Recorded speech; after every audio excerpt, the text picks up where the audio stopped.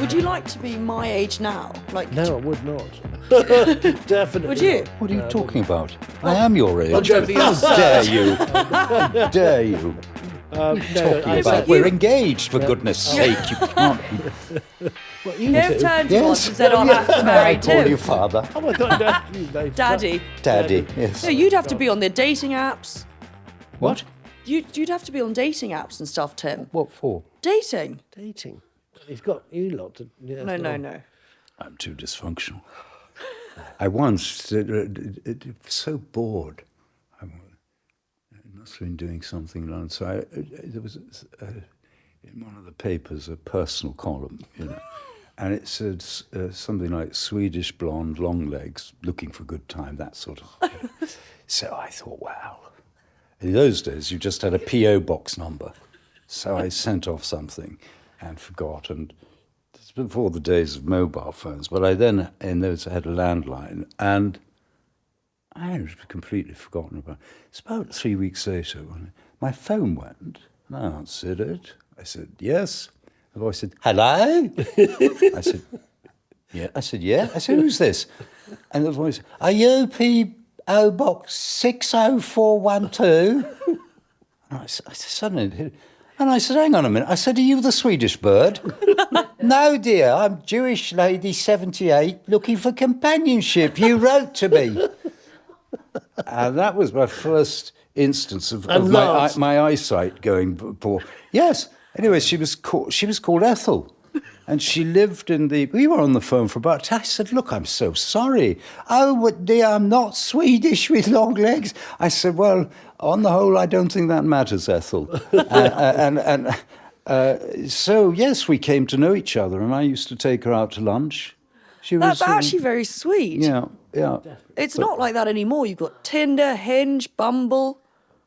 Oh, I wouldn't know any of those. No. But this is do you think sort of, actually you can answer this, do you think romance is sort of dead now because of the way dating is as a whole? I just think it's sad that when people, certainly when we were younger, you'd have people round for dinner or supper, and you'd get to know people. Now it's all these incredibly expensive restaurants, and there's no familiarity about it all. It's all a bit strange. Well, I said one misses out on the conversation. Yes, I had a friend, a very successful girl, very bright, and she signed up for an agency.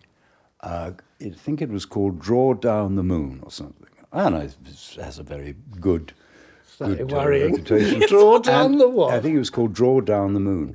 You have to show you have an income level of, let's say, £150,000 a year or more, and they then match you. You pay £10,000 for, as I recall, for 10 matches. Gosh. And I said, but this is absurd. I said, how can you be so... Look, to me, you can match two people by what they're looking for with hair colour, height, eyes, hobbies. But the one thing they can't do, and it's the only thing that matters, and it is indefinable, is chemistry between two people. Yeah.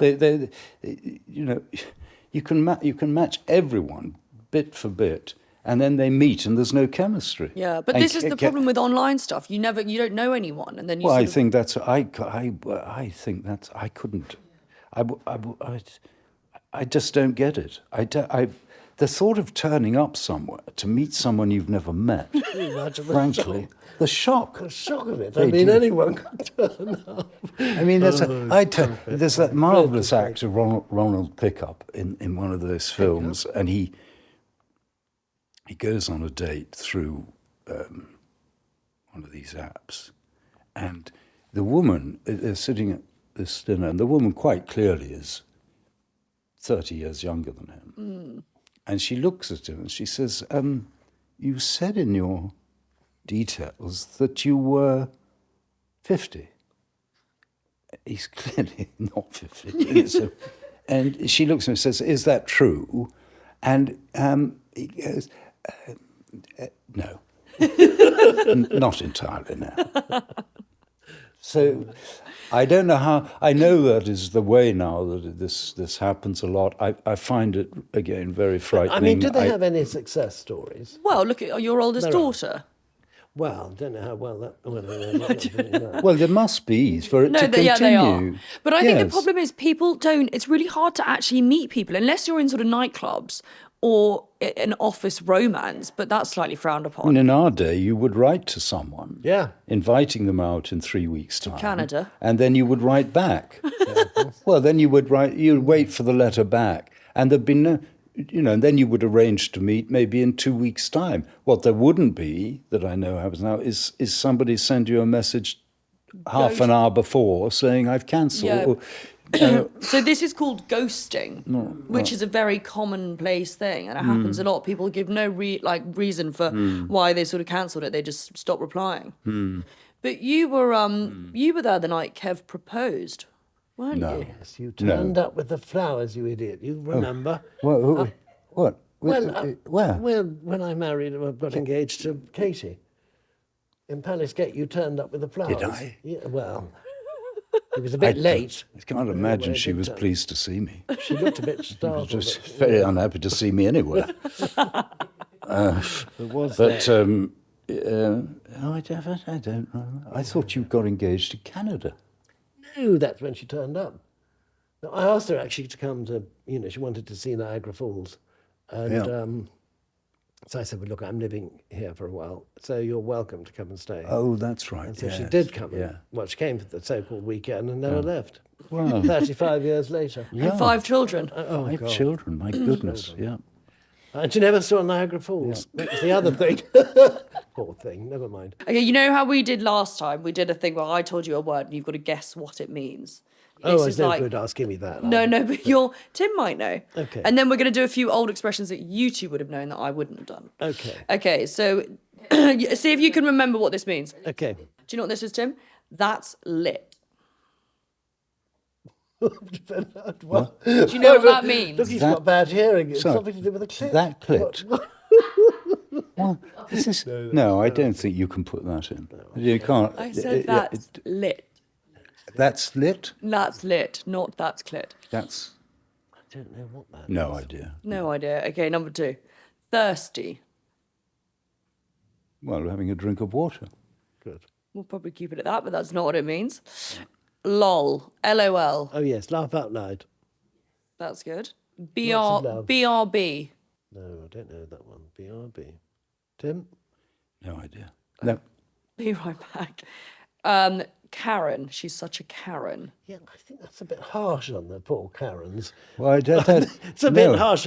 Certainly, having had a bloody that's- carrot named after me, I'm getting. What does that mean? She's a bit annoying. It's like Okay. oh, she's a Karen. Okay. Oh no, we did FOMO. Yeah, I You know remember that one. Tim, do you know what FOMO means? No. Fear of missing out. So you've got FOMO, Right. that you're not going to something. Okay. Yes. Do you know what a goat is? Yes. What? Tell me. It's the greatest of all time Oh my God, you actually got it. Kev didn't know that one. because. Amazing. Yes, I've heard it because I've been watching quite a bit of tennis this year, and there's always a debate about Federer and Nadal and Djokovic, which is the GOAT.